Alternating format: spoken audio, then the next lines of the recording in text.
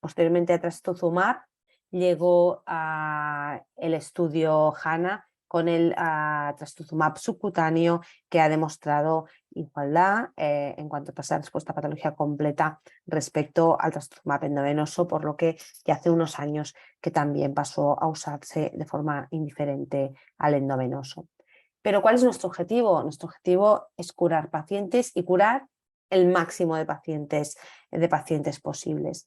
Por ello, con este aproximadamente 25% de pacientes que progresan en prácticamente todos los estudios con trastuzumab adyuvante, significa que una paciente que va a progresar va a desarrollar enfermedad metastásica. Es verdad que estamos también asistiendo a una gran mejoría en la enfermedad metastásica, pero lo que conlleva con la potencial vida humana, familiares y todo esto es lo que tenemos desde luego que evitar. Y para ello tenemos que volver al contexto neoadyuvante. No vamos a entrar hoy a hablar de las pacientes que debutan metastásicas, de nuevo que ahí pues no tenemos nada que hacer desde el momento inicial.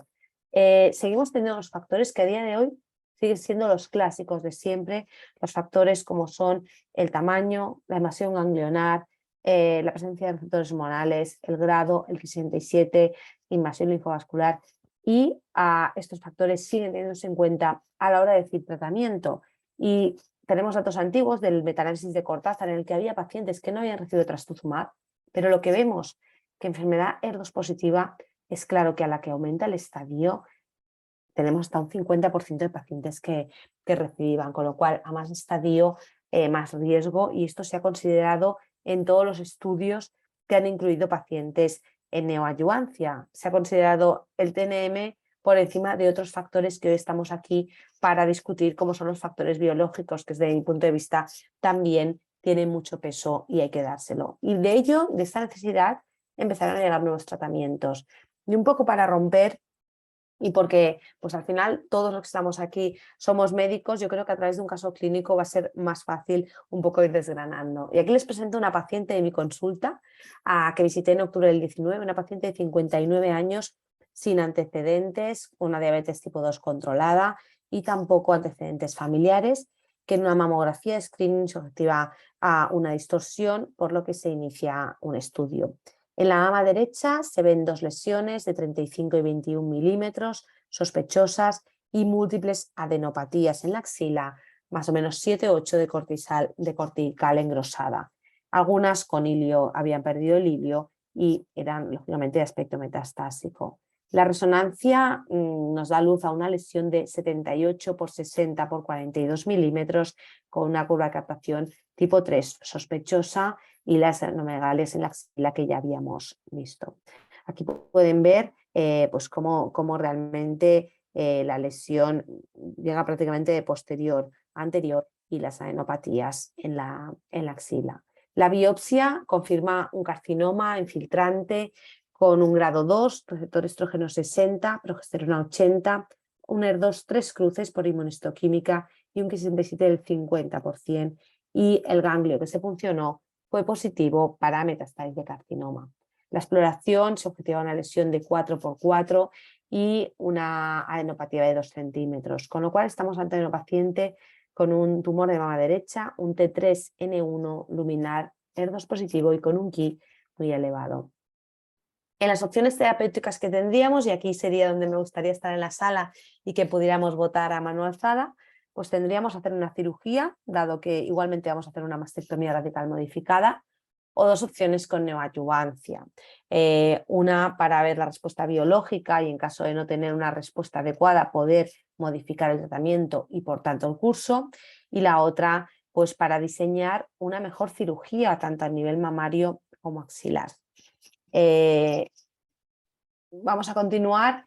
¿Y por qué nos tendríamos que decantar o valorar por la neoadyuvancia? Porque ya tenemos dos metaanálisis, tanto el de Cortázar como el grupo alemán, en el que demuestran que el obtener PCR en concreto en los pacientes con tumores ER2 positivos nos aporta una información muy importante.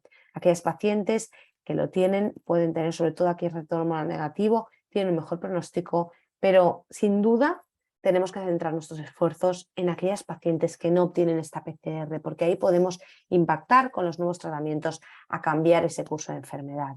Con lo cual, nosotros decidimos neoadyuvancia por todo, por el pronóstico, por la biología y porque podríamos modificar, quizá en algún momento en esta paciente era difícil, la cirugía. ¿Y qué opciones podemos ofrecer a la paciente? Pues en principio opciones de quimioterapia con tratamiento anti-HER2. Si tenemos estudio clínico, pero vamos a ir buscando siempre la alternativa que intente ofrecer una mayor tasa de respuesta a patología completa a la paciente, porque ello irá asociado a una mejor supervivencia. ¿Y cómo hemos decidido o cómo hemos avanzado a lo largo de los años? Pues a lo largo de los años partimos de estos primeros tasas de respuesta a patología completa de un 15-20% solo con quimioterapia, a donde estamos a día de hoy, con doble bloqueo, 65-74%. Datos realmente alentadores para todos nosotros. Evidentemente, cada vez que hemos ido aumentando la tasa de respuesta a patología completa. ¿Y cuáles fueron los primeros estudios que tuvimos? Pues lógicamente, como el primer fármaco que bloqueaba la vía que llegó tras trastuzumab fue el apatinib, lo que se estudiaron en diferentes estudios fueron combinaciones del apatinib con trastuzumab, demostrando que la combinación prácticamente aumenta en un 20% la tasa de respuesta a patología completa. Cierto es que la combinación del apatinib con paclitaxel, con quimioterapia, es tóxica y la tolerancia era difícil, pero posteriormente a los estudios neoadyuvantes, el estudio alto en adyuvancia, que incluyó 5.000 pacientes, no demostró aumentar su potencial libre de enfermedad, con lo cual el apatinib cesó su desarrollo en el contexto localizado, pero sirvió para un proof of concept y para ver que íbamos en la vía adecuada de desarrollo. Por ello, llegó a pertuzumab, primero con el estudio Cleopatra, que tantas alegrías nos ha dado, y después con multitud de estudios neoadyuvantes. Los primeros dos en lila, Neosfil y Trifaena, fueron los dos estudios pivotales que dieron la aprobación subrogada a pertuzumab, subrogada a demostrar los datos en adyuvancia. Pero posteriormente se han hecho diferentes estudios que nos han dado muchos datos sobre subtipos, sobre esquemas y sobre cómo podemos ir mejorando el pronóstico de nuestros pacientes. No voy a entrar en todos ellos, pero sí que es importante que tengamos unos datos claves. Datos importantes. ¿Qué pacientes se incluyen en los estudios? Pacientes con tumores de más de 2 centímetros. Es un dato que tenemos que tener en mente y que luego podremos discutir si los dos los podemos bajar a 18 milímetros o no, o cómo lo podemos hacer. Pacientes con 2 centímetros o ganglios positivos. Estudio Neosphere era un estudio sándwich en el que se hacía primero la parte de docetaxel con trastu, docetaxel, trastu y pertu, y posteriormente la cirugía y seguía el tratamiento, pero ya demostró que la diferencia de añadir pertuzumab era estadísticamente significativa, como pueden ver aquí con estas deltas de incremento tan elevadas. Estudio Trifaena fue el segundo. Todas las pacientes reciben pertuzumab. El objetivo del estudio era demostrar seguridad cardíaca, pero a nosotros nos ha servido para demostrar, además de seguridad cardíaca que se demostró, demostrar que realmente tenemos unas tasas de respuesta patológica muy elevadas. Nuevamente, pacientes con tumores de más de 2 centímetros o ganglios positivos. Como pueden ver a continuación, tenemos una tasa de respuesta a patología completa muy elevada, siendo siempre más elevada para aquellas pacientes con tumores receptor hormonal negativo que para receptor hormonal positivo. Y eso sí que se ve en todos los estudios. Pero la delta de beneficio de adición de pertuzumab es igual para unos tumores que para otros. De forma importante, en estudio Trifaena no hay diferencias en PFS ni en supervivencia global. Elijamos un esquema con FEC docetaxel, pertuzumab, trastuzumab, FEC seguido de docetaxel, pertu, trastu o docetaxel, pertu, trastu, carboplatino, el CTHP. Es decir, que es importante que en función de las pacientes podremos ir eligiendo un esquema u otro. Y aquí me he permitido sintetizar estos estudios, y podría haber puesto todos, a Trifaena, Gepard, Septo, Optiger, Berenice. He seleccionado los esquemas que llevan todo antes de la cirugía. Todo me refiero a antraciclinos taxanos o el TCHP, que hace los 6 ciclos antes de la cirugía. Para que vean que de forma global estamos en una tasa de respuesta a patología completa del 60%, que realmente es elevado. Y ahora la diferencia es que aquí he puesto tumores con receptor hormonal positivo, HER2 positivo, en el que ven que la respuesta a patología completa llega al 56-57%, con esquemas que contienen antraciclinas y taxanos secuenciales y en el que no se utilizan regímenes dose-dense. Evidentemente, comparar estudios entre sí es difícil, pero podemos empezar a sacar pinceladas. Receptor hormonal negativo, HER2 positivo. Vean cómo cambia. Todo sube. 81% de respuesta a patología completa con el TCHP por 6 o en el Berenice con un esquema AC2-DENS seguido de pertuzumab, paclitaxel, trastuzumab, con lo cual va un poco también en colación con el metaanálisis del dose-dense, que aquellos tumores más proliferativos se beneficiarían más. Simplemente, modo resumen, vean de forma global todos los estudios con pertuzumab, trastuzumab, tasas de respuesta a patología completa aproximadamente del 60%, cuando los estudios con trastuzumab estaban en torno al 40%, con lo cual hemos aumentado con un solo fármaco un 20% en la tasa de respuesta a patología completa. He empezado a hablar antraciclinas, no antraciclinas, de escalamos, no, llevamos muchos años con el decir que si sí, no, todos los estudios demuestran que no parece haber diferencias, pero tenemos un estudio moderno, el TRAIN2, con un régimen de paclitaxel, carboplatino, trastuzumab y pertuzumab por 9 versus FEC trastuzumab pertu por 3 seguido de 6 paclitaxel trastucarbo pertu.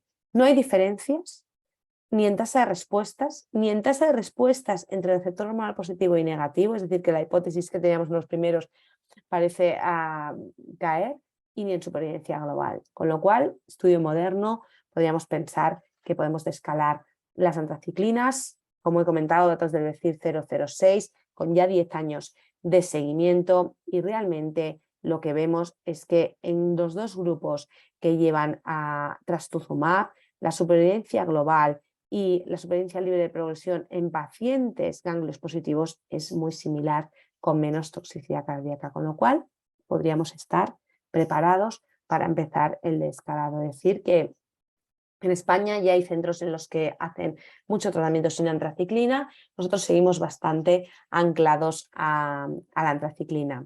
Bueno, ¿qué pasó con mi paciente? Pues mi paciente se incluyó en el estudio IMPASSION que teníamos en ese momento abierto en el centro, se realizó un estudio de extensión negativo y empezó esquema AC2-DENS más menos atezolizumab, seguido de paclitaxel trastupertu más menos atezolizumab, y teníamos que decidir de inicio en el estudio la cirugía que realizaría la paciente. Al ser un T3N1, realmente se decidió una mastectomía radical modificada. Se decide antes, luego se puede cambiar, evidentemente, si hay cualquier cambio. Realmente 4 ciclos de AC, excelente tolerancia, pero la lesión no desaparecía, estaba en 3×3, más blanda. La adenopatía sí que era prácticamente imperceptible y tenía un rash muy, muy leve. Cuando empezamos paclitaxel, trastu y pertu, a las 3 semanas respuesta clínica completa. Estas son las alegrías que nos llevamos todos cuando pones el tratamiento anti-HER2. Un poquito de neurotoxicidad iónico-distrofia, y acabó el tratamiento el 28 de febrero del 20, con una resonancia que nos hablaba que persistía un foco de captación de 6 milímetros, inespecífico, alguna adenopatía inespecífica, y lo dieron como una respuesta parcial de más del 90% en mama y axila. Pueden ver la imagen inicial y la imagen final, las adenomegalias como realmente habían desaparecido, o sea que realmente la persistencia era esta zona de aquí, era realmente muy pequeña. 18 de marzo del 20 se le hizo mastectomía derecha, y sí, la fecha era esta, 18 de marzo del 20, en España el estado de alerta fue el 14 de marzo del 2020, pero pese a ello, las pacientes pues, que estaban ya por tiempo se tenían que operar con problemas, pero se siguieron manteniendo quirófanos abiertos para cáncer de mama.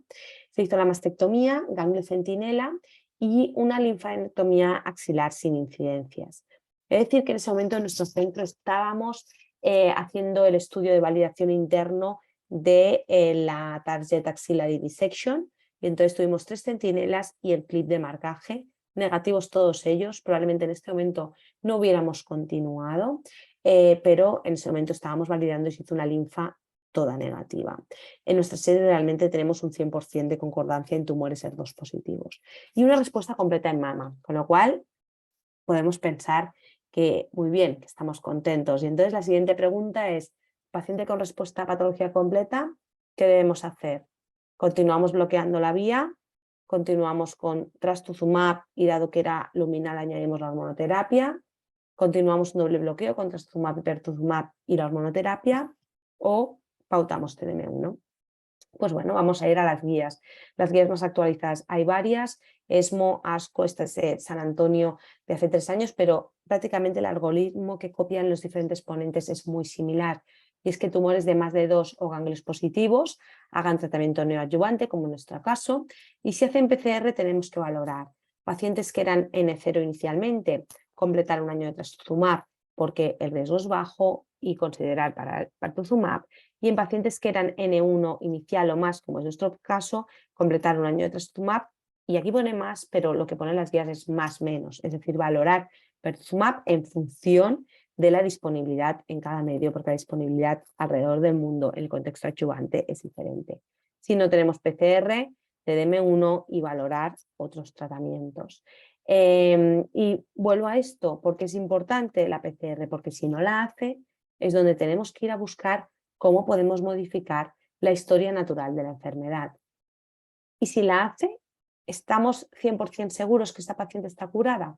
Pues bueno, en aquellas pacientes que hacen respuesta patológica completa, tenemos realmente una supervivencia de progresión muy elevada, pero no tenemos el 100% de curaciones, como pueden ver las pacientes de NeoSphere.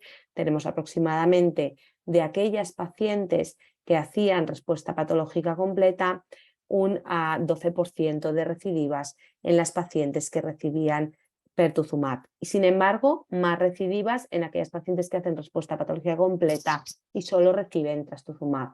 Pocos números, no tenemos la significación, pero sí que se parece ver una tendencia y parece que impacta el cómo consigues esa respuesta. Quiere decir que un 12% de pacientes, pese a todo, van a progresar. Evidentemente, hemos pasado de 25% a 12%. Y entonces el grupo alemán hace este metaanálisis en el que mira de todas sus pacientes, de todos sus estudios, ER2 positivos, ER2 negativos, que han hecho una respuesta patológica completa, cuáles son los criterios iniciales que te hacen pensar que tengas más riesgo de recurrencia. Todas, respuesta patológica completa, las que recurrieron que tenían. Y lo que ven es que se asocia más con tumores lobulillares y más con tumores localmente avanzados, T3, T4, como en el caso de mi paciente, y tendencia también en los pacientes con ganglios positivos. Con lo cual, podría ser, en caso de disponibilidad del fármaco, un criterio para aquellos pacientes con un TNM elevado al inicio, aunque hagan PCR, poder pautar pertuzumab. ¿Y pertuzumab adyuvante en qué se basa? Se basa en el estudio Affinity, que todos conocen muy bien. Todas las pacientes estaban operadas, quiero decir, es un estudio adyuvante puro. Y en el que vemos que realmente tenemos que es un estudio con una hazard ratio de 0,76, estadísticamente significativo, con esta diferencia de un 3% en el seguimiento a largo plazo.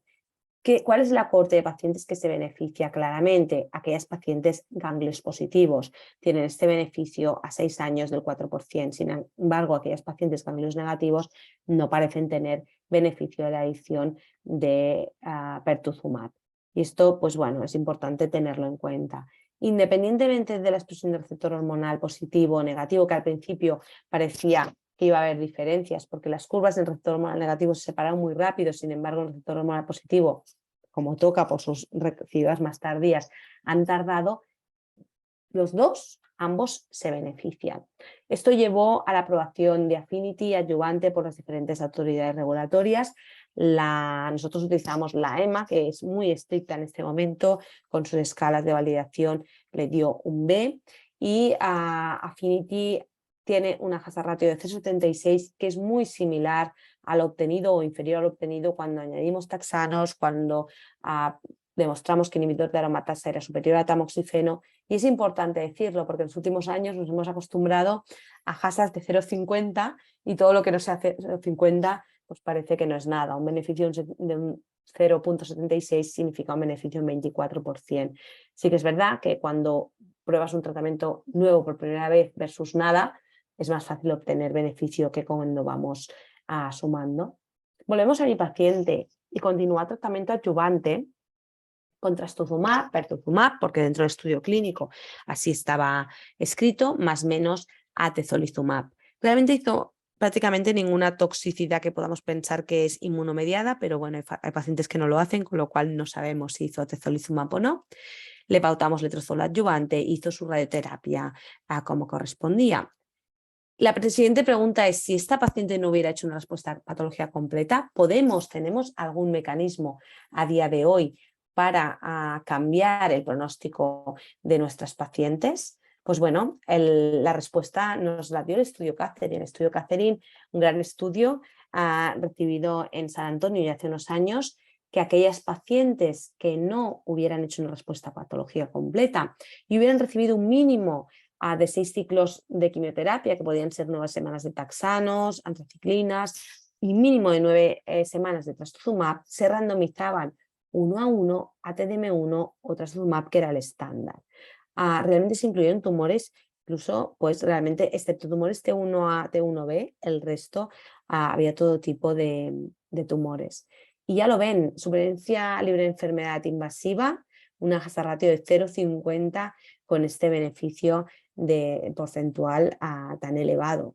Esto pues cambió el estándar y ahora sabemos que tenemos un tratamiento que puede rescatar una parte de aquellas pacientes que no hacen esa respuesta a patología completa. Y de forma importante, no hay otros fármacos que impactan mucho sobre la recurrencia locorregional, que también impacta, pero también vemos un descenso del 11 al 4% de enfermedad a distancia. No tanto impacto en enfermedad del sistema nervioso central, donde parece ser que TDM1 no tiene ese impacto en disminuir la recurrencia. Y la pregunta es, solo había un 19% de pacientes que habían recibido pertuzumab en neoadjuvancia. Ahora se lo hacemos a todas. ¿Esto impacta? Pues no parece impactar. Parece que las pacientes que reciben pertuzumab en neoadjuvancia y no hacen una PCR tienen una alerta de beneficio de un 10% similar a las pacientes que habían recibido solo trastuzumab. Con lo cual, cuanto más podamos ofrecer a la paciente, mejor será. Y estos datos son presentados el año pasado en ESMO Breast y a mí me llama mucho la atención porque lo que miran es aquellas pacientes con ER2 discordante, aquellas pacientes que el ER2 positivo es inicial en la muestra inicial y en la pieza quirúrgica del tumor residual queda un ER2 negativo, que todos teníamos dudas sobre qué hacer con esas pacientes, lo que ha quedado residual quizá no tiene impacto, se benefician igualmente de la adición de TDM1. Continúa disminuyendo el número de eventos, con lo cual el analizar el tumor, el ER2 en el tumor residual, a día de hoy no tiene impacto. Lo hacemos, pero no debería ser una causa para no poner TDM1 adyuvante. ¿Y cómo avanzaremos? Pues no lo sabemos, pero realmente tenemos datos, datos con TDM1 que está intentando hacerse su hueco en el contexto tanto neoadyuvante como adyuvante. Tenemos datos del estudio Christine en el que realmente la PFS es excelente. Las pacientes hacían TDM1 más pertuzumab versus TCHP por 6 y continuaban trastuzumab y pertuzumab hasta completar el año. Había un 25% de pacientes en este brazo que recibieron posteriormente quimioterapia, pero realmente tenemos una supervivencia libre de progresión del 98%, espectacular. Y después el estudio Caitlin, que realmente no ve grandes diferencias entre AC-THP o AC-TDM1P. Bueno, tendremos que ver, no nos ha servido estos estudios para cambiar nuestro estándar, pero en este momento hay estudios en marcha. Más sobre la adyuvancia y cómo podemos impactar. Estudio Extenet para pacientes que habían recibido previamente trastuzumab. Hasta un año más tarde se podían incluir. Y vemos que claramente en aquellas pacientes receptor hormonal positivo tenemos una alerta de beneficio de 4,4% y sobre todo en aquellas pacientes que no habían conseguido una respuesta a patología completa. ¿Cómo posicionamos neratinib? Si en una paciente hacemos pertuzumab neoadyuvante, cirugía, no hace PCR, TDM1, ¿tiene neratinib algún lugar?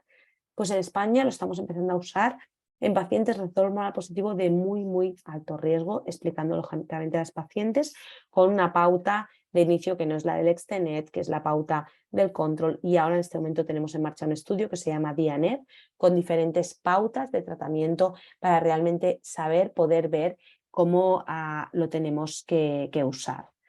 Y ya llegando a la parte un poco que hoy nos toca más, que era esta parte de ver con todo esto que hemos explicado, hacemos pertuzumab adyuvante y ACPCR, ¿tenemos que basarnos en los criterios iniciales para continuar con pertuzumab o podemos seleccionar otra forma?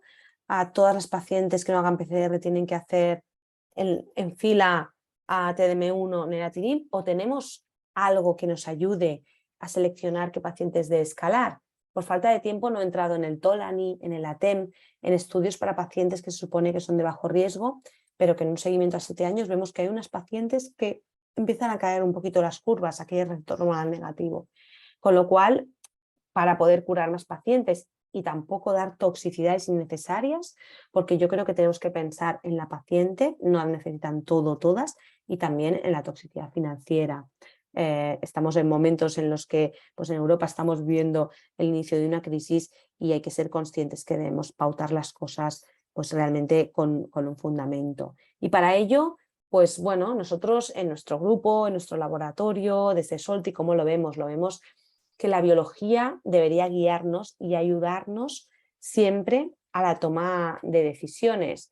Empezamos por el RNA. ¿Qué nos aporta el conocimiento de RNA? El conocimiento de RNA nos aporta subtipo intrínseco y la enfermedad dentro del ER2 positivo, aproximadamente un 47% de las pacientes son HER2-enriched y el resto no son HER2-enriched, lo cual no quiere decir que no les tengamos que poner tratamiento anti-ER2. A día de hoy hay que ponerlo, pero quiere decir que a lo mejor vamos a tener informaciones. Y dentro de la enfermedad toda ER2 positiva, si miramos tumores de receptor hormonal positivo, ER2 positivo, la gran mayoría, 70% son luminales, nos queda un 30% de HER2-enriched. Como he dicho, a día de hoy para tratamiento todas igual. Sin embargo, ER2 positivo, receptor hormonal negativo, 75% de HER2-enriched. ¿Y qué significa tener un HER2-enriched? Pues un HER2-enriched significa que todas las pacientes van a tener amplificación de ER2 de la proteína en la membrana, todas porque son ER2 positivas, pero las HER2-enriched tendrán la vía downstream mucho más activada, con lo cual quizá vayan a responder mejor a fármacos que bloquean la vía de forma inferior. Y aquí tenemos 13 estudios, 2.000 pacientes, en las que vemos en rosa las pacientes HER2-enriched y la PCR que obtienen, y en verde los pacientes no HER2-enriched. Vean que en todos los estudios que recibían, todos terapia dual con lapatinib o pertuzumab y en la mayoría antraciclinas. La PCR en el HER2-enriched es mucho más elevada que en el no HER2-enriched de forma estadísticamente significativa. En nuestros últimos estudios, las pacientes obtenían PCR solo con doble bloqueo sin quimioterapia, y en tumores HER2-enriched es de hasta 45% sin quimioterapia. Cuidado a pensar, vamos a escalar en las HER2-enriched y les quitamos la quimioterapia, porque es de un 45% sin quimioterapia, pero fíjense aquí, 83% a la que pones unas gotitas, a la que huele la quimioterapia, con lo cual no es tan fácil como decir que a estas pacientes les vamos a quitar la quimioterapia, pero son datos a tener en cuenta. En una HER2-enriched tú te esperas con mayor probabilidad una respuesta patológica completa, y si no la tienes, te preocupas. Y los TILs que pueden ser relativamente fáciles. ¿Por qué seguimos anquilosados en los TILs y no avanzamos? Pues quizá porque tenemos datos un poco dispares. Estudio neoalto, punto de corte 40%, y esto también lo podemos discutir. Cada estudio tiene su propio punto de corte, lo cual a los clínicos nos dificulta mucho el entender las cosas y el podernos poner de acuerdo. Lo que se vio en el estudio neoalto es que cada aumento de 1% de TILs se ha observado un 3% de disminución de riesgo de que vuelva a aparecer la enfermedad. Vean aquí, más de un 40% versus menos de un 40%. Pero, de forma muy importante, si haces PCR y tienes más de un 40% de TILs, ningún evento a 5 años, estás curada. Con lo cual, podemos empezar a integrar un evento clínico como es la PCR con los TILs, que pueden ser fáciles. Y estos son TILs previos, previo tratamiento. ¿Qué tenemos en el Short Hair? Que era un estudio de tratamiento corto, 6 versus 12, y no he entrado tampoco en la desescalada de los tratamientos anti-ER2 por falta de tiempo. Pues lo que vemos, pues que los TILs son pronósticos, que realmente TILs de más del 20, recuerden, en neoalto 40 aquí más del 20, tienen mejor DFS que TILs menos del 20. Y pasa una cosa muy curiosa, es que en aquellas pacientes con TILs inferiores al 20, TILs bajos parece que da mejor un tratamiento largo, pero si tienes TILs elevados, parece que da mejor un tratamiento corto. Lógicamente, son generadores de hipótesis, no tenemos pacientes para... Pero bueno, empezamos a ver que quizá los TILs nos pueden dar alguna información. ¿Y qué información obtuvimos nosotros de los TILs? Pues nosotros participamos en el estudio PAMELA, un estudio académico en que las pacientes recibían tratamiento con lapatinib, trastuzumab y tratamiento endocrino si eran receptor hormonal positivo. 150 pacientes de forma neoadyuvante con un seguimiento muy estricto que permitía incluir paclitaxel si había sospecha de progresión y en el que había una biopsia en el día 15. Y de forma importante vimos que el incremento de TILs en el día 15, tú a las 2 semanas, con un doble bloqueo, si aumentan las TILs ya puedes predecir la PCR del paciente. Y si no, a lo mejor podríamos estar a tiempo de cambiar el tratamiento. Y de aquí se desarrolló el CELTIL. El CELTIL es un score que tiene en cuenta la celularidad tumoral y los TILs. Y el CELTIL en el neoalto y a las 2 semanas ya se ha visto que es capaz de predecir a 2 semanas supervivencia libre de progresión en pacientes con CELTIL low y supervivencia global. O sea, el poder que tenemos a las 2 semanas de decidir. Esto también se ha validado, los TILs en estudio Cleopatra, TILs de más del 20% asociados a un mejor pronóstico, pero si las pacientes reciben tratamiento con docetaxel, trastuzumab y TILs de más del 20%, realmente el pronóstico es muy bueno. Es decir, que tendríamos que saber las TILs también de nuestras pacientes metastásicas, pues para nosotros un poco saber. Y estas TILs estaban mirados en el tumor primario en el 93%, es decir, tumor primario nos da beneficio.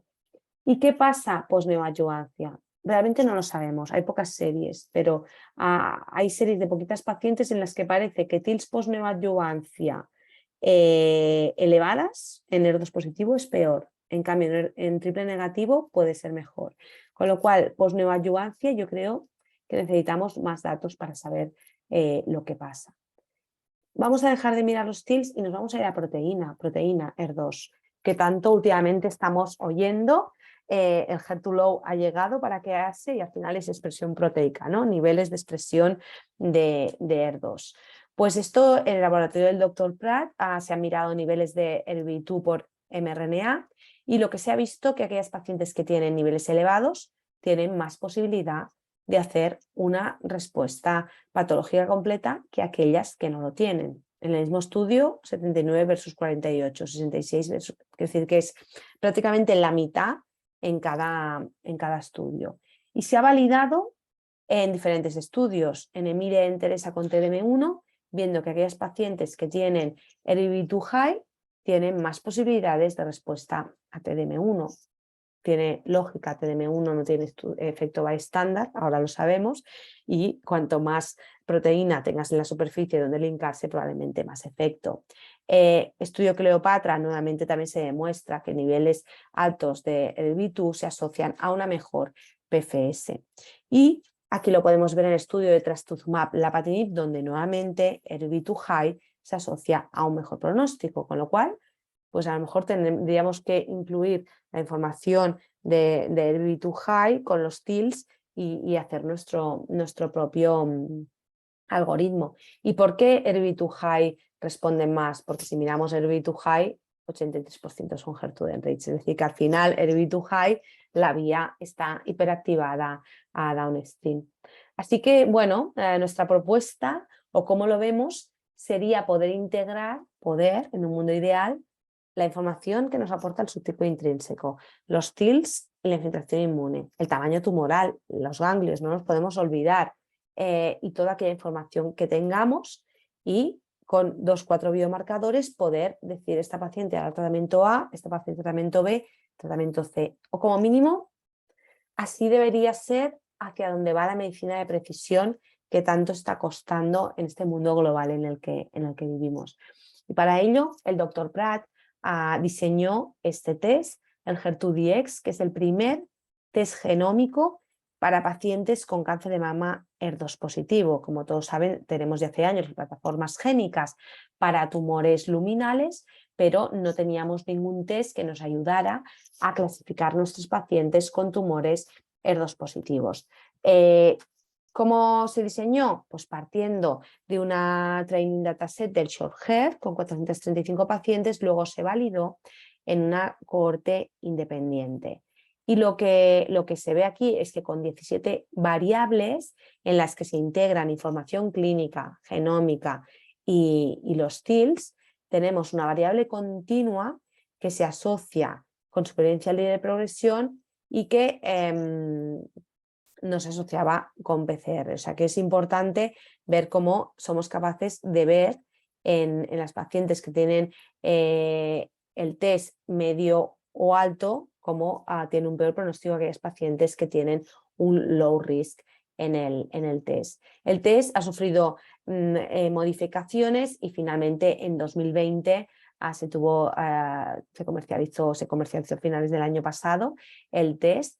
¿Y que integra el test? Integra 27 genes, 14 genes relacionados con infiltración inmune, 5 genes luminales, 4 genes que tienen en cuenta la proliferación y 4 genes del amplicón de HER2, incluyendo ERBB2.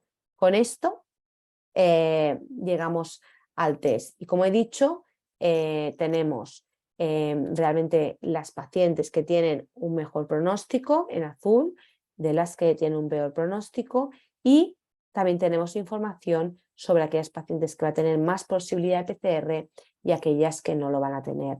Aquí tenemos las curvas del ShortHER, esas pacientes de bajo riesgo y las de alto riesgo, y las curvas de las pacientes del test de validación, como ven, diferencias muy estadísticamente significativas en el tiempo.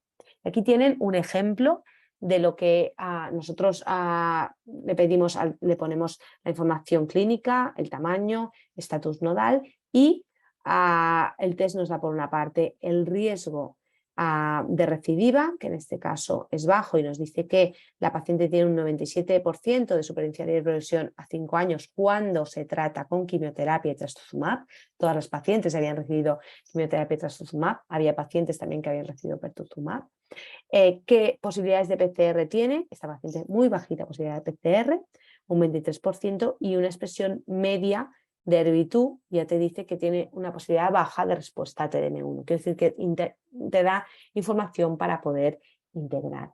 Así es como lo vemos para saber un poco pues, cómo está nuestra paciente y realmente cuántas pacientes habían recibido en los estudios tratamiento solo con trastuzumab y cuántas habían recibido trastuzumab y pertuzumab.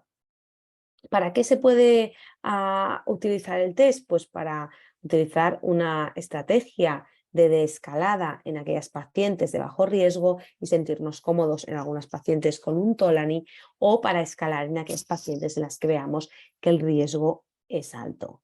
Así que ya para finalizar, las conclusiones del día de hoy es que el objetivo del tratamiento del cáncer de mama precoz HER2 positivo debe seguir siendo la curación, que PCR no siempre es sinónimo de curación, aunque lo es en un porcentaje muy elevado de los casos, pero tendríamos que integrar riesgo inicial con otras variables que nos ayuden a decidir el camino, que en todas las pacientes T2 y o ganglios positivos se debe pautar tratamiento neoadyuvante y doble bloqueo con trastuzumab y pertuzumab, y podemos discutir si nosotros utilizamos esta guía o estamos neoadyuvando con menos. A partir de 15 milímetros en nuestros centros está neoadyuvando, porque pensamos que el beneficio, si no tienes una PCR, es tal de poder poner TDM1 o hacer otras estrategias que realmente explicado a las pacientes no hay problema. Por eso es muy importante equipos multidisciplinares, que los cirujanos, los oncólogos, los radioterapeutas vayamos todos a una y tengamos claro el impacto de estas neoadyuvancias. Las pacientes que no tienen PCR a día de hoy, TDM1, aunque tenemos en marcha estudio Destiny 305, que randomiza pacientes de alto riesgo a TDM1 versus trastuzumab deruxtecan, y también tenemos otro estudio, el estudio Estefanía, que randomiza pacientes a TDM1 versus TDM1 atezo, con lo cual tendremos más datos de cómo poder mejorar. Y yo, desde mi punto de vista, creo que la implementación de biomarcadores nos ayudará a seleccionar mejor los tratamientos en el futuro, tener en cuenta cosas tan fáciles como las TILs o CELTIL, subtipo intrínseco, y ojalá pudiéramos a todas las pacientes hacerle un HER2-Dx para tenerlas categorizadas. En este momento, lógicamente, hacen falta más estudios de validación, estudios prospectivos. Se han comentado nuevos datos este año en ESMO que nos ayuden a poder integrar este test en nuestra práctica diaria. Y bueno, muchísimas gracias por vuestra atención. Aquí os presento parte del equipo. El equipo está creciendo mucho. Esta foto ya tiene 3 añitos, pero bueno, la verdad es que trabajar con ellos cada día pues es muy, muy grato. Así que ya finalizo y podemos pasar a la discusión. Muchas gracias, doctora Vidal, por su excelente presentación. Tenemos una pregunta en el chat. Bueno, por favor, continuar escribiendo si tienen alguna duda. La doctora Karina Aliaga, ella nos pregunta sobre la neoadyuvancia con PTCH. ¿Cuántos ciclos debemos dar? ¿6 o 4 ciclos? A ver, si hacemos neoadyuvancia con PTCH tenemos que hacer 6 ciclos, que es como están publicados los estudios. No tenemos ningún estudio que nos avale que hacer 4 ciclos es el estándar, es igual, con lo cual si no tenemos posibilidad de dar más que 4 ciclos de pertuzumab, lo que yo recomendaría es hacer lo que hacemos nosotros, que es la secuencia con antraciclinas, AC por 4 seguido de paclitaxel trastuperto. Quiero decir que al final, si tienes que por motivos hacer solo 4 pertuzumabs, no puedes inventarte un esquema que no ha demostrado como los otros la solidez. Doctora, ¿y cómo sería su recomendación para el desescalamiento de dosis en aquellos pacientes, por ejemplo, que son axila negativa? Porque vemos que, claro, los tratamientos, vamos a las dupletas, pero cuando queremos desescalar, en realidad no nos deja tranquilidad, no tenemos una seguridad. Claro, yo creo que es muy difícil porque la enfermedad de TER2 es muy heterogénea. Entonces, estudio Tolani, que cuando se publicó, yo creo que es la primera vez que los oncólogos con un fase 2 nos lanzamos a la piscina y nos quedamos tranquilos y lavamos nuestras mentes porque es muy cómodo poner un paclitaxel trastuzumab.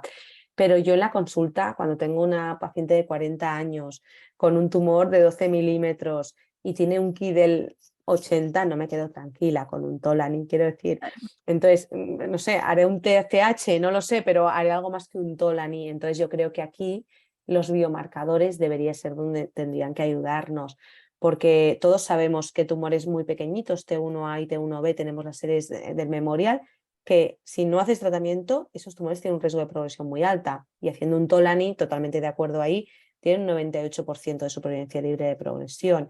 Pero quizá hay tumores que biológicamente necesitan más, pero no sabemos quién son, ¿no? Entonces, pues al final acabas seleccionando sin base a nada, en base a la edad, ¿no? Pacientes pues que ves que son un poquito más mayores, o receptor hormonal positivo, ER2 positivo, te quedas más tranquilo, pero las gráficas del Tolani, además, en los 7 años, las receptor hormonal positivo van por encima, pero receptor hormonal negativo hay un gap, empieza a caer. Entonces, yo en esas pacientes pues tengo mis dudas y así las personas pacientes. Yo creo que no tenemos, está avanzando todo mucho, pero a día de hoy, por eso espero que HER2-Dx se llegue a poder implementar como un test como lo es Oncotype o lo es otro, porque yo creo que es una necesidad que tenemos en nuestro momento para no sobretratar pacientes, porque al final las toxicidades a largo plazo existen. Y hay mucha paciente joven que la toxicidad gonadal es más con un régimen. Quiero decir que al final hay que valorar muchas cosas en el algoritmo, pero yo creo que a día de hoy estamos poco preparados, ¿no? O sea que al final se basa en poner todo sobre la mesa e intentar explicarlo lo mejor que podemos. Sí, muchas gracias. Tenemos aquí otra pregunta del doctor Carlos Castañeda. Es en relación a neratinib como tratamiento adyuvante. Bueno, claro, no hay datos, ¿no? O si los tienen no nos los han mostrado. En el estudio de neratinib yo creo recordar que en el Extenet lo que pedían era bloque inicial, con lo cual no sé si tendremos esas poquitas. Pensé que en el TDM1, en el Catherine, había muy pocas pacientes con muestra pareada. Lo que he mostrado son muy poquitas pacientes. En el Extenet no sé ni si las tienen. Entonces, a mí me ha sorprendido mucho que las pacientes en Catherine que negativizan se beneficien, porque biológicamente es difícil de entender que un anticuerpo que necesita unirse a la membrana funcione. Puede ser que haya clonas micrometastásicas de SER2 que no veamos, sería la única explicación más allá de la mama. Con el negatinib, al ser un inhibidor tirosinquinasa, pues a lo mejor podría seguir funcionando con la misma evidencia que funciona el Catherine, pero realmente yo no tengo la respuesta porque creo que no la tiene nadie y que no existe y que directamente están desarrollando la molécula pues para ver tolerancia, pero no están yendo más allá. Ok, acá tenemos otra pregunta del doctor Ronald Limón respecto a la combinación con inhibidor de aromatasa. Pregunta si es que en aquellas pacientes mayores de 70 años usted podría considerar la neoadyuvancia con inhibidor de la aromatasa más doble bloqueo pertutrasto. No, yo creo que no tenemos evidencia sólida en este momento. Hay algún estudio, el estudio Perelisa, en el que las pacientes respondedoras volvían a mirar el Ki67 con biopsia a las 2 semanas, pero no creo que sea un estudio que nos haga cambiar nuestra práctica, como mínimo para todas las pacientes. Puede haber algún, pero yo creo que una paciente que no es candidata a recibir una quimioterapia con doble bloqueo, pues se debe operar y después decidir cuál es el mejor tratamiento adyuvante a seguir. Si no es ni candidata a un Tolani, que todos sabemos que se tolera muy bien, pues ahí es donde nosotros tenemos discusiones sobre si tiene algún beneficio el hacer una hormonoterapia adyuvante más trastuzumab, porque al final sabemos que la sinergia del trastuzumab es con la quimioterapia y en algunas hemos hecho simplemente trastuzumab, hay hormonoterapia adyuvante, pero tiene que ser pacientes pues muy añosas, muy frágiles por otros motivos en las que decidas eso, pero no a día de hoy no tiene que ser un estándar. Creo que tenemos una participación del doctor Hugo Fuentes. Hugo. Muchas gracias por su exposición y hizo un comentario bastante interesante sobre los T1Cs, ¿no? Que a la fecha, con las medidas de tamización más intensas, pues tenemos más tumores pequeños. Y yo creo que el hecho del manejo más desde el punto de vista topográfico, del tamaño o del TNM, deberíamos de manejarlo más por la agresividad biológica de la misma, ¿sí? O sea, ya deberíamos olvidarnos de los puntos de corte de 2 centímetros o el N positivo. Y como usted bien lo mencionó en los T1Cs, ¿qué abordaje están haciendo en esto? Dentro de las unidades multidisciplinarias donde participamos, también tenemos estas discusiones. Incluso el día de ayer que teníamos una reunión con la doctora Chávez Magregor, ella nos decían que en el Anderson nunca se ponen de acuerdo cómo manejar a los T1Cs. Si dan un Toleni neoadyuvante, dan un doble bloqueo en tumores menos de 2 centímetros axila negativa, porque al final lo que buscamos es lo que todos queremos, ¿no? Que hagan una respuesta patológica completa. ¿Cuál es el abordaje que suelen tomar ustedes en estos pacientes? Pues como esto también lo comentaron en ESMO también dijeron lo mismo, dijeron prácticamente en el Anderson más de 15 milímetros neoadyuvamos todo y nos quedamos tranquilos porque en el Clinic también neoadyuvamos todo con más de 15 milímetros y la discusión es compleja, es muy compleja. Quiero decir, yo creo que no hacemos dos pacientes iguales. No, entonces tenemos serie ya de mucho Tolani neoadyuvante, basado en poco, pero basado en esto, en intentar seleccionar aquellas pacientes que puedan tener más riesgo y que si no hacen una PCR, harás un TDM1 adyuvante, aunque no cumplimos exactamente los criterios ahí de Catherine.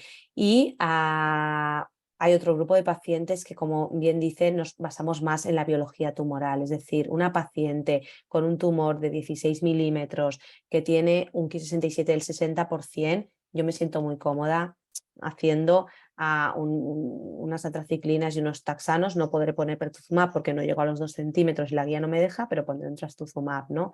Entonces, yo creo que al final tienes tanto impacto si no hace PCR en supervivencia global con las nuevas terapias, que cuando le explicas a una paciente que su decisión depende de si 16 o 20, quiero decir, lo entienden. Yo creo que al final es muy importante la comunicación con los pacientes y que entiendan que tú haces algo por intentar mejorar.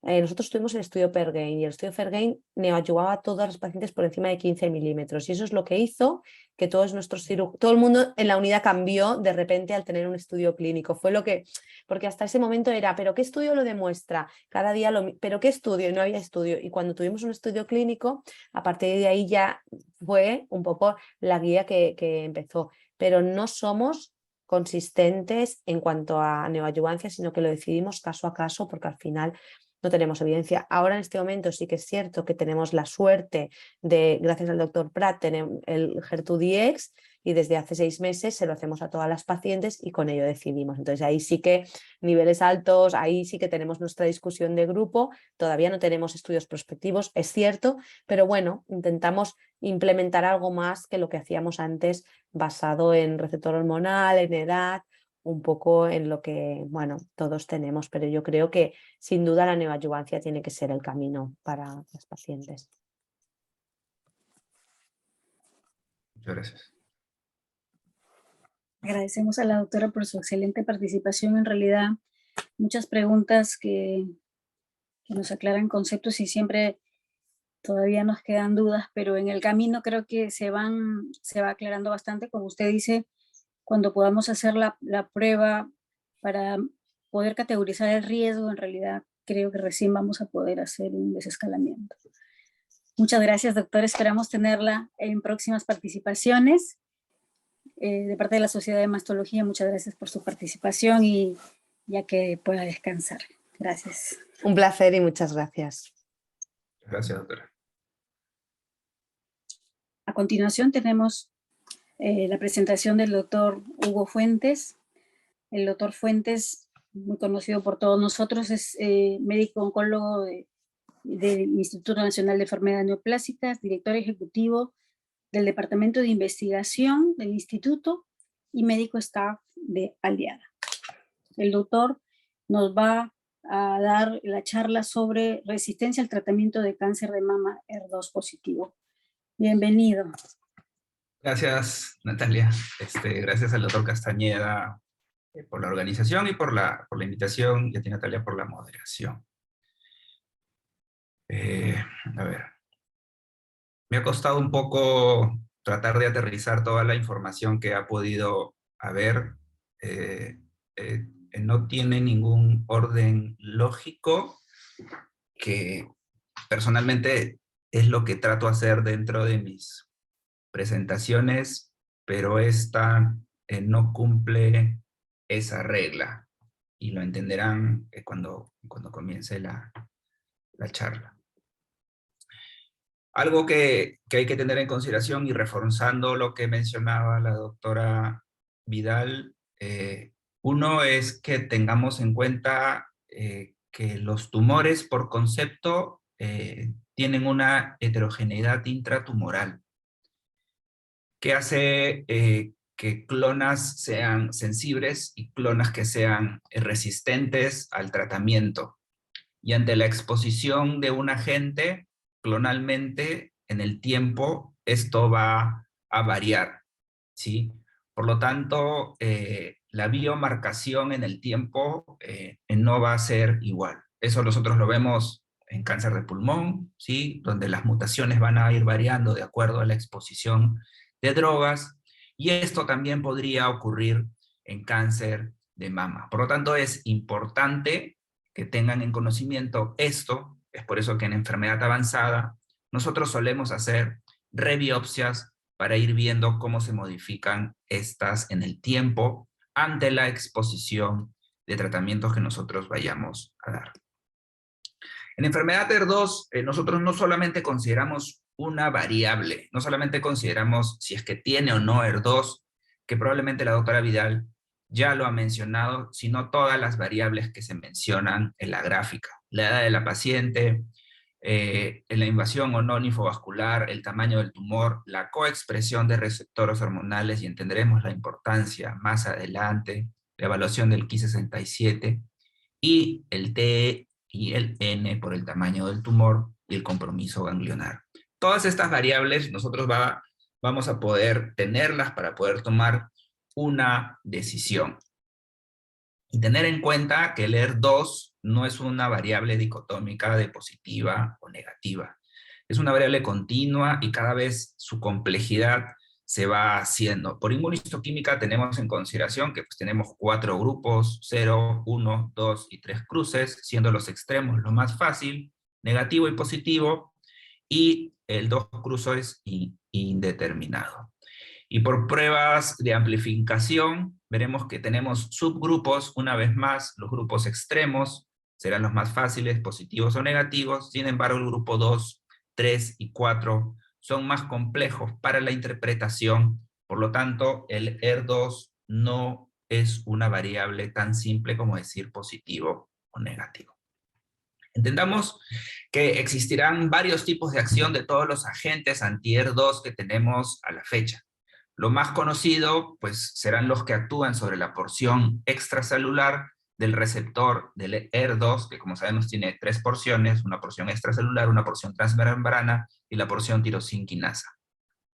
Inicialmente, el trastuzumab, que se adosa en la porción 4, en el dominio 4 de la porción extracelular del ER2, y el pertuzumab, que se adhiere sobre la porción 2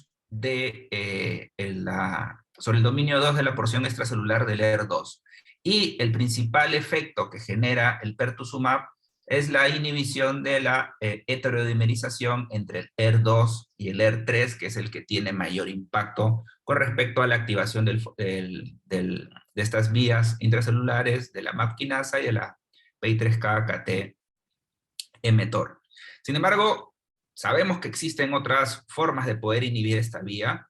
Una de ellas es la que se demostró con la aprobación del estudio Margetuximab, con el estudio SOFIA, que vamos a ver más adelante, que tiene el mismo anclaje del trastuzumab en el dominio 4 de la porción extracelular del ER2.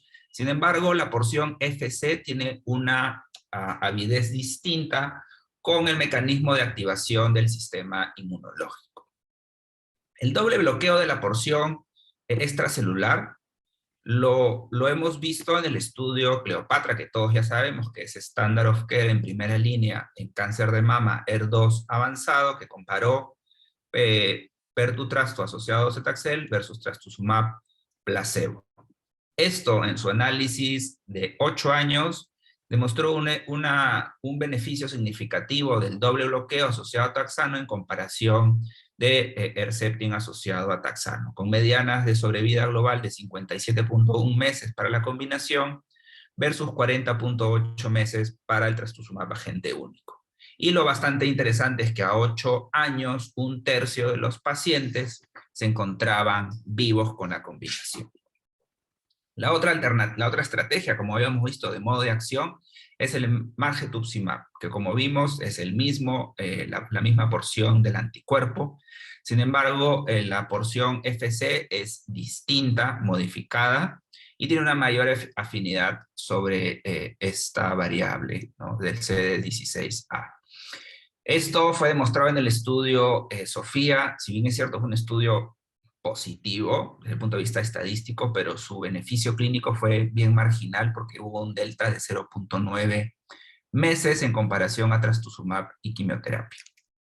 Sin embargo, cuando se ve este genotipo distinto del CD16A que está presente en el 86% de los pacientes, este beneficio era discretamente mayor en sobrevida libre de progresión, con un delta de 1.8 meses en comparación de los 0.9 meses, y una diferencia de 4.3 meses para la diferencia en sobrevida global en los pacientes que recibían margetuximab en comparación de quimioterapia. Y esto lo hace una alternativa de tratamiento en pacientes en terceras líneas y adelante, ¿sí? En terceras líneas y adelante. ¿Qué otras vías de bloqueo tenemos contra el ER2? Pues bloquear la vía del tirosinquinasa la porción intracelular. Aquí tenemos el apatinib, neratinib y tocatinib, y los bien conocidos anticuerpos conjugados, ¿sí?, que actúan igual sobre la porción extracelular, sin embargo tienen un payload adosado a la porción FC de del anticuerpo, ¿no? Entonces, es así como funciona. Se adhiere la porción, el anticuerpo a la porción extracelular del HER2, es interiorizado bajo un complejo, ¿no?, a nivel del intracelular. Las lisosimas van a producir destrucción del anticuerpo y van a producir liberación del payload a nivel intracelular, sea el microtúbulo, en este caso como el TDM1, y va a producir citotoxicidad directa a nivel intracelular. Esto lo demostraron en el estudio Emilia, ¿sí?, que comparó el estándar of care de segunda línea en su momento, que era capecitabina asociado al apatinib, en comparación de este anticuerpo conjugado que es el TDM1. Con respecto a la sobrevida libre de progresión, 6.4 versus 9.6 meses, y la mediana de sobrevida global hubo un beneficio significativo del TDM1 en 6 meses, de 25.1 a 30.9 meses del TDM1. Esto le valió la aprobación y la segunda línea de tratamiento, hasta que apareció este segundo anticuerpo conjugado que también está dirigido contra la porción extracelular del HER2.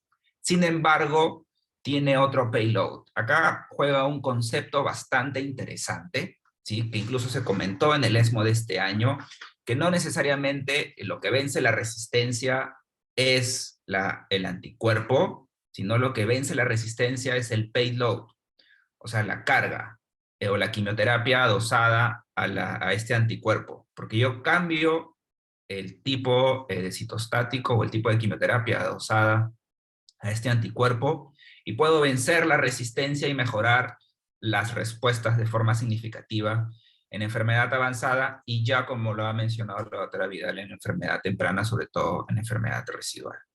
Este fue el estudio que le valió la aprobación del TDXT, del trastuzumab deruxtecan, en pacientes con cáncer de mama HER2 metastásico como segunda línea. Enfrentó aquí al estándar de tratamiento, que es el TDM1, y hubo una diferencia significativa con una disminución del riesgo de progresión en 72%, ¿no? 31.4 meses versus 31.4% versus 75.8% de pacientes sin progresión a los 12 meses el TDX en comparación al TDM1. Y como ver los forest plot, casi todos los pacientes van hacia abajo en el brazo del TDXT en comparación al TDM1. La data de sobrevida global aún es inmadura, sin embargo esto le valió la aprobación y una nueva segunda línea de tratamiento en los países donde es disponible. Hemos visto cómo funcionan los anticuerpos. Sin embargo, tenemos que tener en consideración, uno, que no todos los pacientes a la exposición del HER2 o al bloqueo del HER2 van a responder, ¿sí? Este es el estudio pivotal de la aprobación de trastuzumab en el set neoadyuvante. Este es el estudio NOVA del doctor Lucayani, presentado ya hace más de una década. En pacientes quimio versus quimio más Herceptin, aumentaba la tasa de respuesta patológica completa. Sin embargo, 4 de 10 pacientes iban a presentar relapso de enfermedad a pesar de la exposición. Entonces teníamos ciertos problemas y hay que entender de que existen mecanismos de resistencia con los cuales tenemos que lidiar y entender la racional de ellos para poder ver las líneas subsiguientes de los pacientes. Uno, son las modificaciones estructurales. Haciendo un paréntesis, sí les recomiendo que lean este artículo publicado hace unas semanas en el Cáncer, publicado por la doctora Toleini y por el doctor Tarantino. Bastante interesante sobre los mecanismos de resistencia del HER2. Entonces, las modificaciones estructurales van a depender del dominio. Si es que hay una alteración del dominio de la porción 4, pues ya no se va a poder adosar el trastuzumab, por ejemplo. O puede haber una variación de esta porción extracelular, como la variación P95R2, que esto le confiere resistencia porque no tiene dónde adosarse el anticuerpo.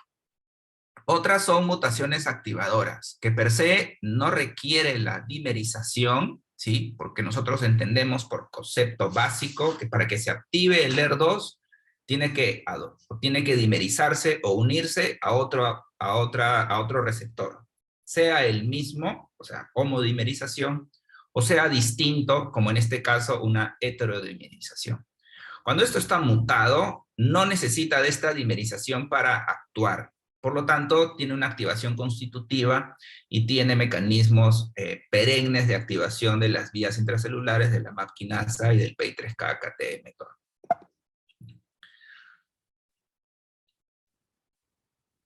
Un dato bastante interesante es que la activación o el estatus del PI3K, ¿no? Y esto se ve en el estudio Cleopatra, los que tienen el PI3K mutados tienen peor pronóstico independiente de la exposición de las drogas, sea con bloqueo dual o sea con bloqueo único en comparación de los que tienen PI3K wild type.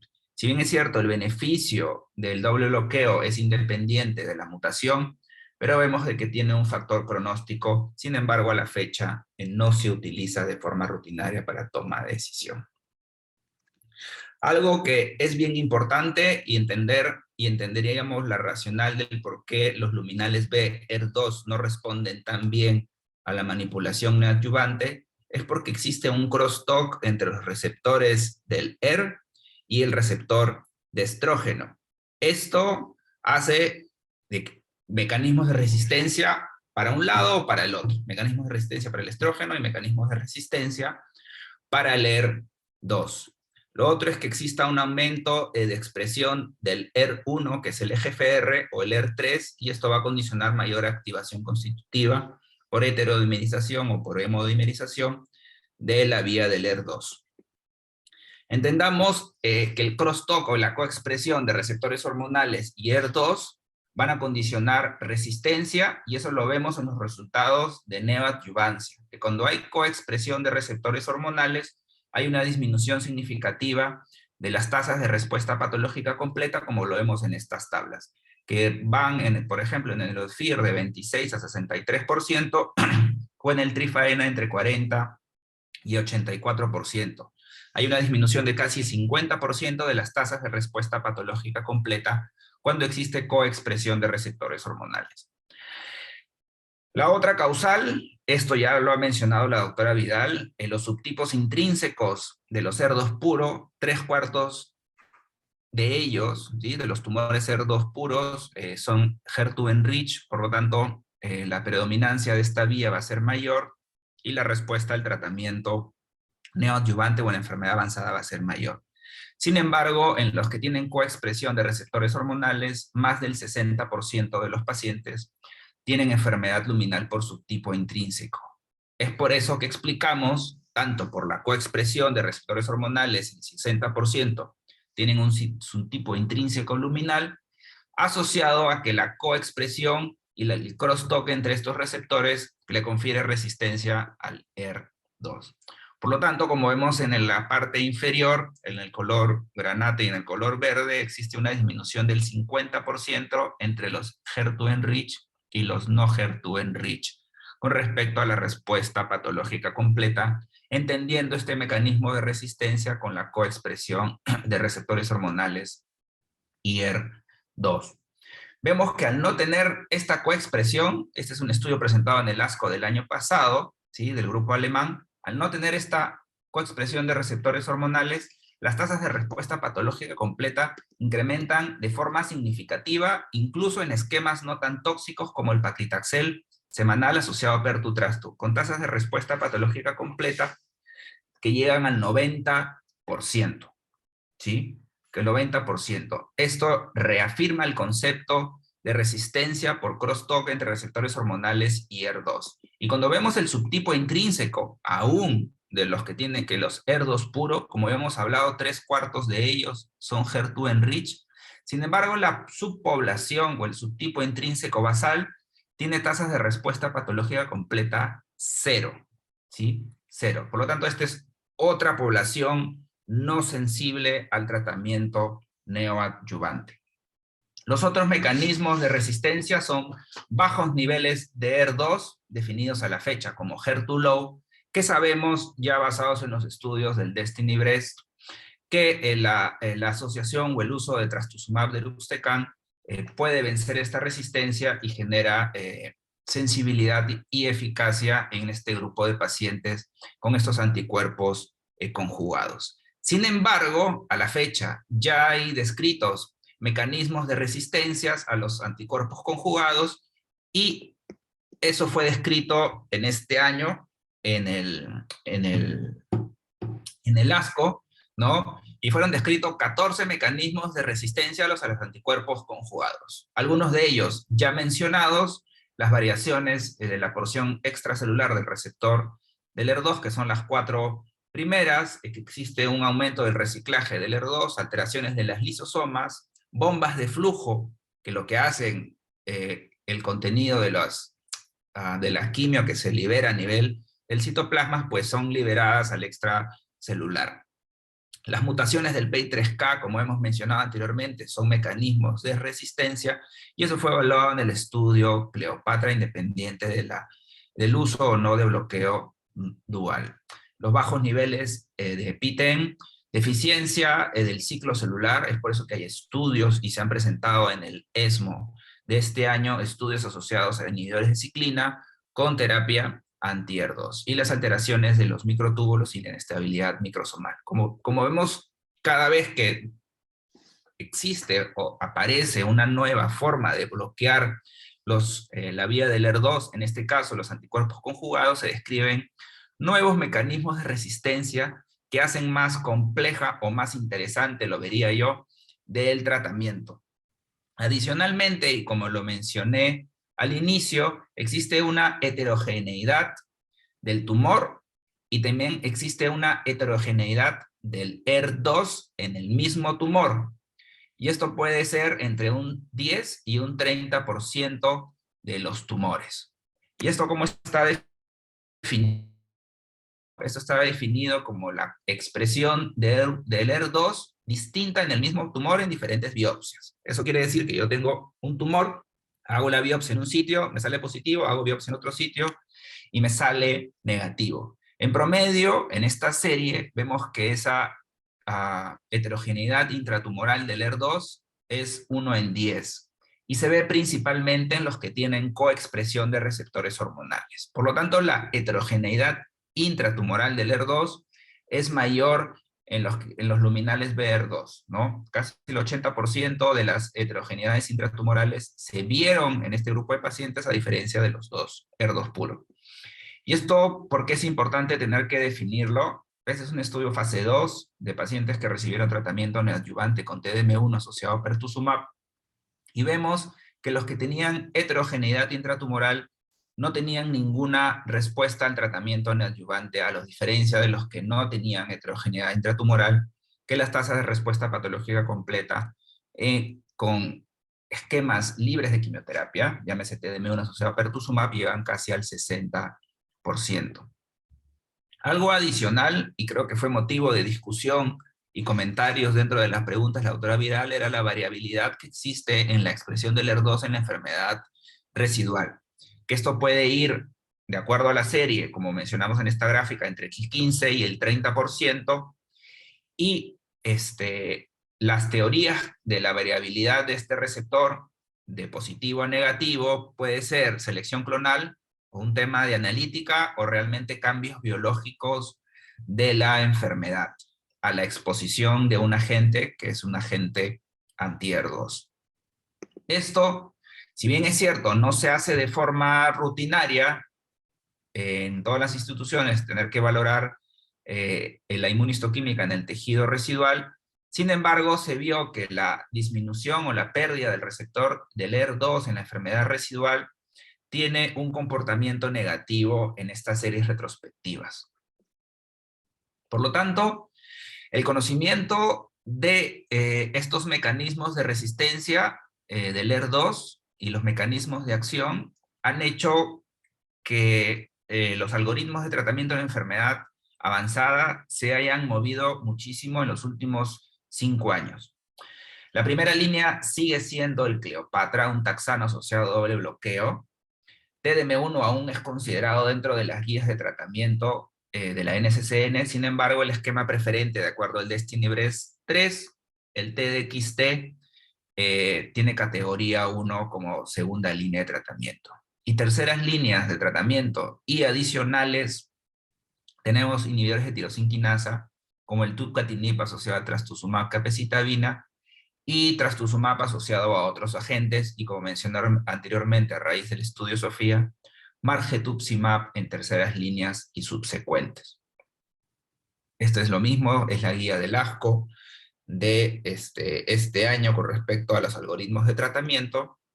Por lo tanto, cáncer de mama es una enfermedad heterogénea. Esto va a tener una variabilidad en el tiempo, ¿sí?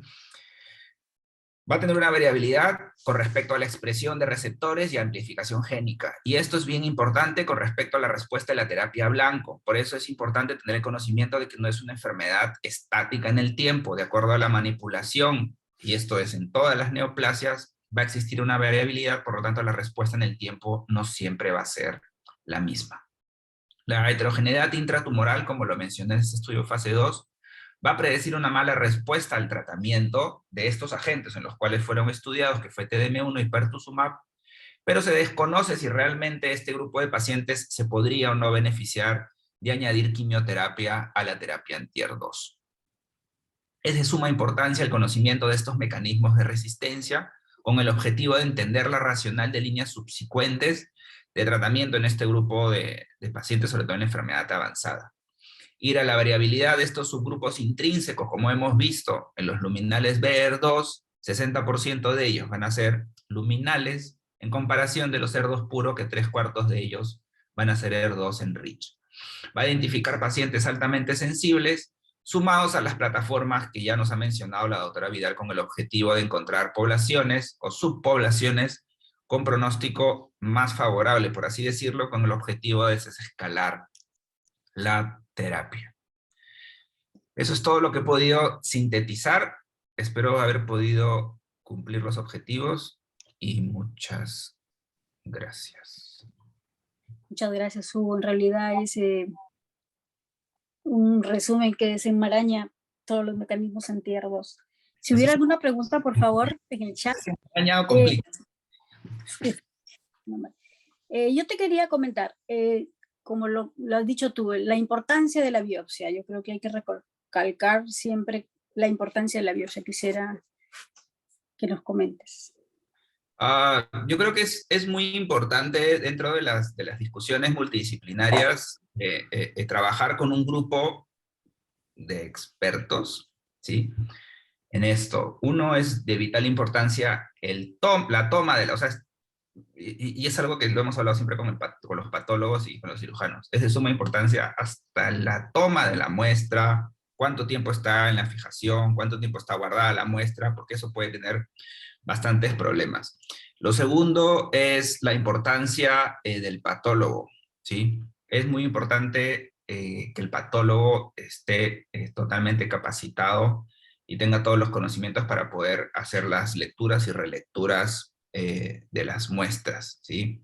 Entonces, yo personalmente trabajo con 1, 2 o 3 patólogos máximo para la revisión de las muestras, y eso también lo hacemos en el instituto con los casos complejos.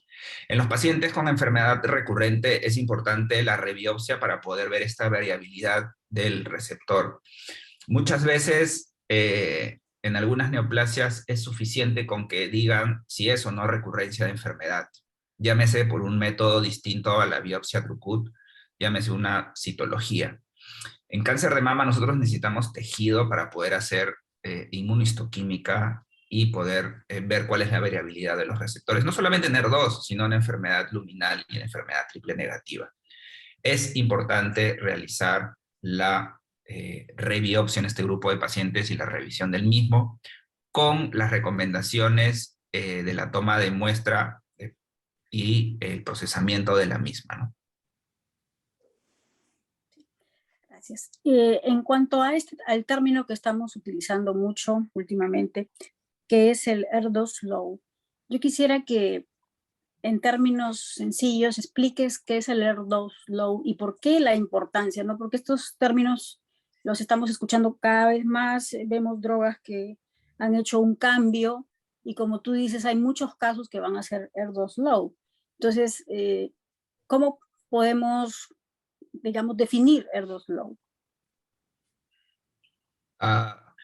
Esto no hay un concepto claro, ¿ya? Eso va a cambiar bastante. Y más aún va a haber un HER2 very low, ¿sí?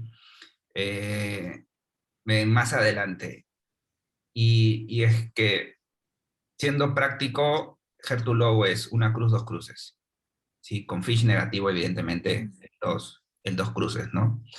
Pero hay que entender de que la biología de la enfermedad de los bajo expresores del ER2, llámense que no son tres cruces o no tienen una amplificación del ER2 por un método del FISH, van a ser categorizados como HER2 low.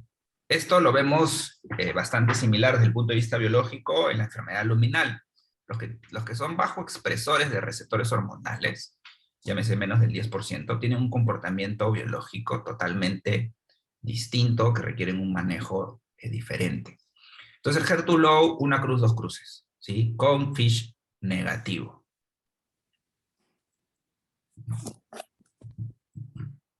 Muchas gracias, Hugo, por tu excelente participación. Como siempre, muy sintético, pero específico. Gracias, gracias. Gracias. Bueno, gracias también a la audiencia por estar con nosotros y les recordamos que mañana tenemos otra sesión a las 7 de la noche, por favor, si nos pueden acompañar. Muchas gracias.